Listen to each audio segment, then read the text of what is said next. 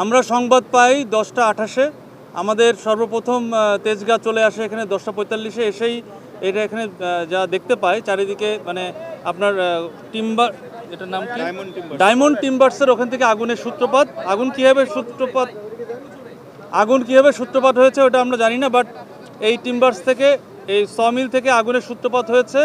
তারপরে এখান থেকে আপনার এই পাশে যে আমার পিছনে 5তলা যে বিল্ডিংটা দেখতে পাচ্ছেন এই বিল্ডিংয়ে আগুনটা ছড়িয়ে যায়।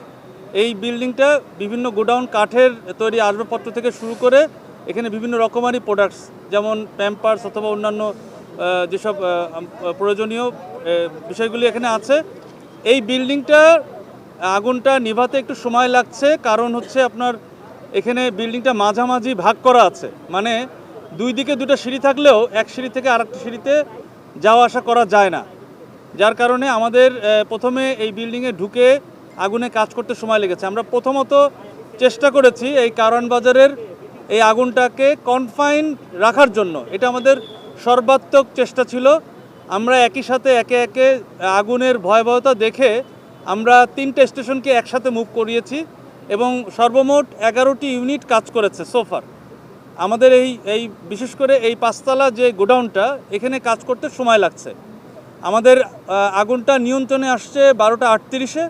আমাদের এই যেহেতু গোডাউনের ভিতরে এখনও মালামাল অনেক রয়ে গিয়েছে, এই বিশেষ করে প্যাম্পার্স সব থেকে বেশি, এইটা সময় লাগছে। এটাকে এই ড্যাম্পিং ডাউন করতে আমাদের আরও সময় লাগবে। এটার এই নিয়ন্ত্রণ আমরা দিয়েছি 12টা 38-এ এবং আশেপাশের যেসব কাঠের বিভিন্ন আপনারা দেখেছেন যে কাঠের সমিল প্লাস অনেক কাঠ মানে রাখা ছিল, এখান থেকে আগুনটা বেশি ছড়িয়ে গিয়েছিল। তবে আমরা সক্ষম হয়েছি আগুনটাকে কনফাইন করতে। আমাদের সর্বাত্মক প্রচেষ্টায় 11টা ইউনিটের প্রচেষ্টা এটা নিয়ন্ত্রণে আসছে। এখন পর্যন্ত আমরা কোনো হতাহতের সংবাদ পাইনি, আমাদেরকে কেউ জানায়নি।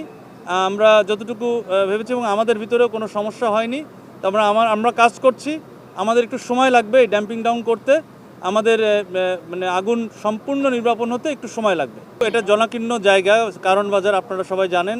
আমরা একই সাথে বললাম যে আমরা 3টে স্টেশন, দ্যাট মিনস প্রায় 6টা ইউনিট একসাথে মুভ করিয়েছিলাম, আর বিশেষ পানিবাহী গাড়িও মুভ করেছিলাম যাতে করে পানির স্বল্পতা না থাকে। যদিও আমাদের পানির সোর্স আমরা পেয়েছি, একই সাথে আমাদের বিশেষ পানিবাহী গাড়িও এখানে ছিল।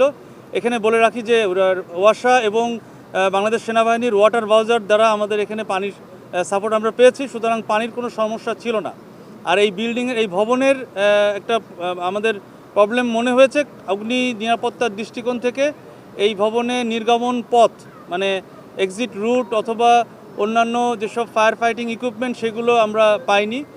এটার জন্য আমাদের একটু আরও বেগ পেতে হয়েছে। তবে এখানে আমাদের নিজস্ব যেসব ব্যবস্থা রয়েছে অগ্নি নির্বাপনের জন্য সেটা দিয়ে আমরা কাজ করে যাচ্ছি এখন পর্যন্ত।